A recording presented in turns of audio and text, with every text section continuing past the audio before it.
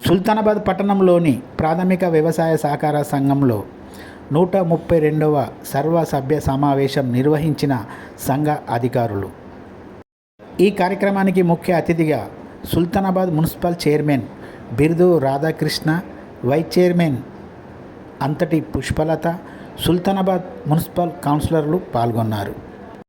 Municipal chairman Birdu Radhakrishna మీడియాతో మాట్లాడుతూ 1958లో ఈ సంఘం తయారు చేయబడింది. ఈ సంఘం ఇప్పటి వరకు లాభాలలో నడుస్తుంది. దాదాపు ఈ సంఘానికి 3000 పైననే రైతులు సంఘ సభ్యులు ఉన్నారు. మొత్తానికి సుల్తానాబాద్ ప్రాథమిక వ్యవసాయ సహకార సంఘం ఎంతో అభివృద్ధి చెందిందని, పెద్ద ఎత్తున లాభాల్లో నడుస్తుందని అన్నారు బిర్దు రాధాకృష్ణ. ఈ సమావేశంలో సంఘ అధికారులు, డైరెక్టర్లు, సంఘంలో ఉన్న రైతులు, సుల్తానాబాద్ మున్సిపల్ కౌన్సిలర్లు, సిబ్బంది పెద్ద సంఖ్యలో పాల్గొన్నారు. మాజీ పాలక మండలి సభ్యులు పాల్గొన్నారు.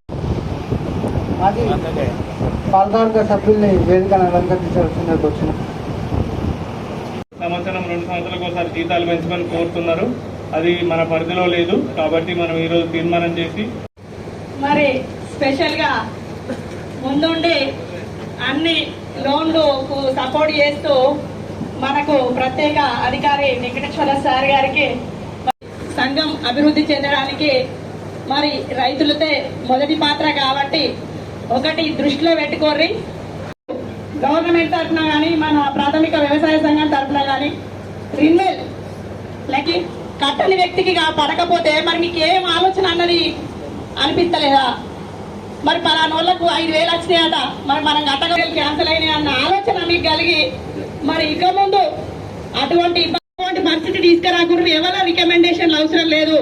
దాదాపు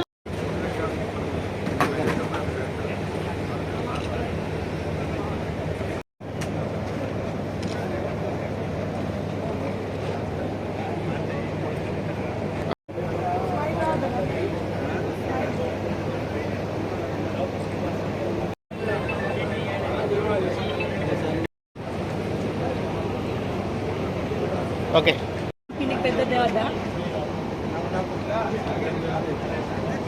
ఓకే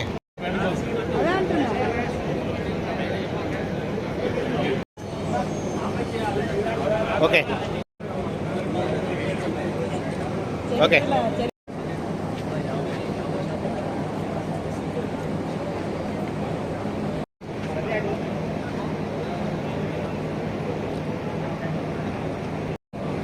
తిరుపతి ఇటు చూడు. ఓకే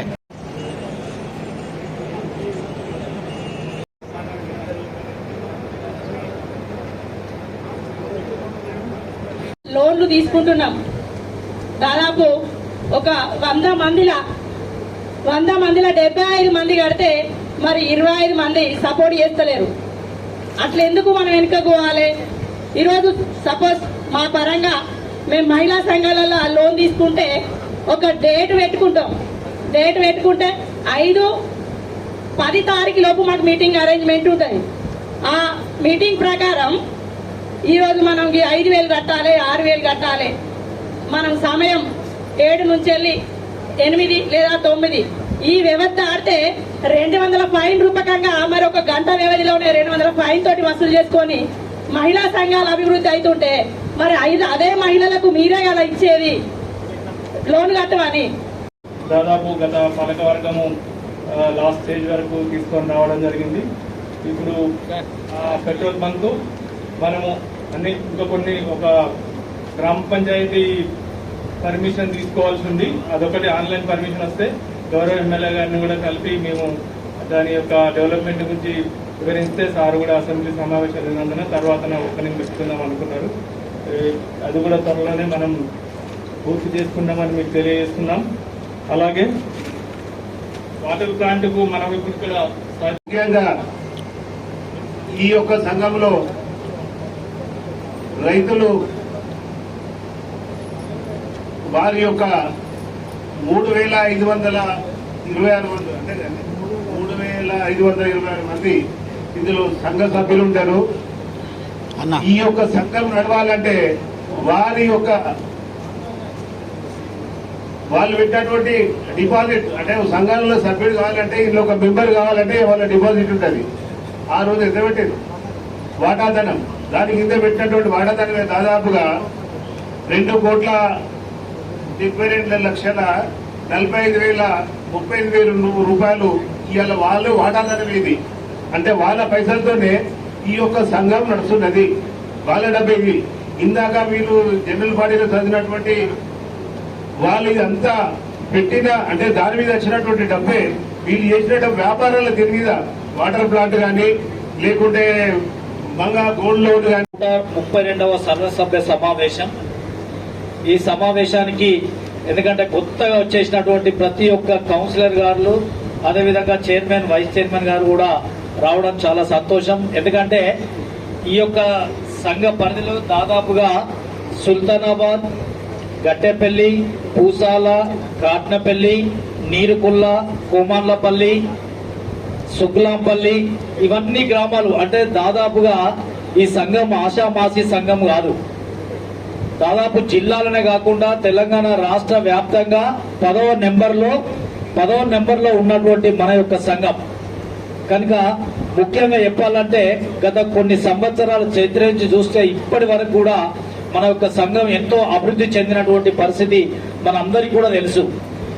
దాదాపుగా ఒక 10 మంది 15 పండించిన పంటకు గిట్టుబాటు ధర రావడానికి కూడా మనం అందరము సహకరిస్తేనే రైతులకు కూడా వారికి ఏంటంటే రైతు ఉంటేనే మనం అందరము ఈనాడు మనం రైతన్న ఉన్నాడంటే రైతే రాజన్నప్పుడు రైతును గుర్తించినప్పుడే మన అందరు కూడా ఏదైనా మనకు రైతును గుర్తించినప్పుడే మనం అందరము గుర్తించబడతాం. కాబట్టి రైతు ఈనాడు మన సహకార సంఘంలో చూసినట్టయితే ముందుండి మన సహకారంలో ఉన్నటువంటి రుణాలు కానివ్వండి, ఈనాడు మన సూపర్ మార్కెట్ నడుస్తుంది, వాటర్ ప్లాంట్ నడుస్తుంది. ఇప్పుడు పెద్దలు చెప్పినట్టుగా ప్రతి ఒక్కటి కూడా మనం ఇక్కడ చూసుకుంటున్నాం. కాబట్టి అవన్నీ కూడా మన రైతులు సహాయ సహకారం అందుబాటులో ఉండి వారికి కూడా రుణాలు ఇచ్చి రుణాలు తీసుకొని మనం ఏ విధంగా రుణం తీసుకొని ఆ రుణం ఏ విధంగా మనం కడతామంటే ఆ విధంగా కూడా మనం సమకూర్త కూడా మన అందరికి కూడా రైతులకు, ఎందుకంటే ఆ రుణం తీసుకొని మనం సకాలం కట్టినప్పుడు ఆ డబ్బులంతా జమ అయి కూడా మనందరికీ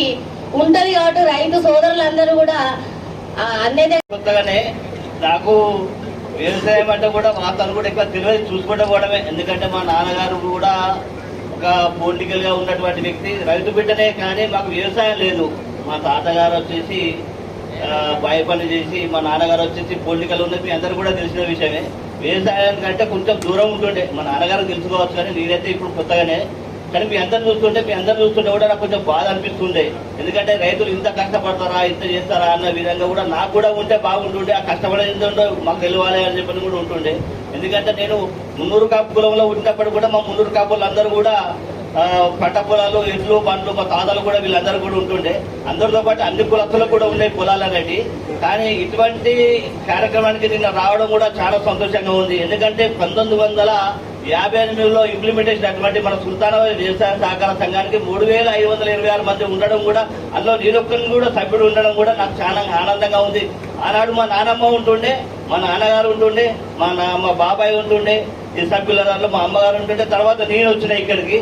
మరి దీనిలో కూడా నన్ను సభ్యులు చేసినందుకు కూడా చాలా సంతోషంగా ఉంది.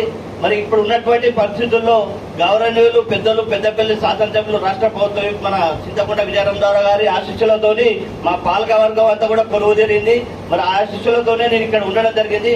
మరి ఇప్పుడు ఉన్నటువంటి పరిస్థితుల్లో మన రాష్ట్ర ముఖ్యమంత్రి వర్యులు కావచ్చు, మన విజయన కావచ్చు, ప్రత్యేకమైన దృష్టి సారించి మన పెద్దపల్లి మీద ఉన్నటువంటి ప్రేమ, అభిమానం అంటే అంత ఇంత కాదు. మన రైతుల మీద ఎంత గొప్ప ప్రేమ అంటే అసలు అది వెలకట్టలేనటువంటి ప్రేమ. రైతులు అంటే తన సొంత కుటుంబం లాగా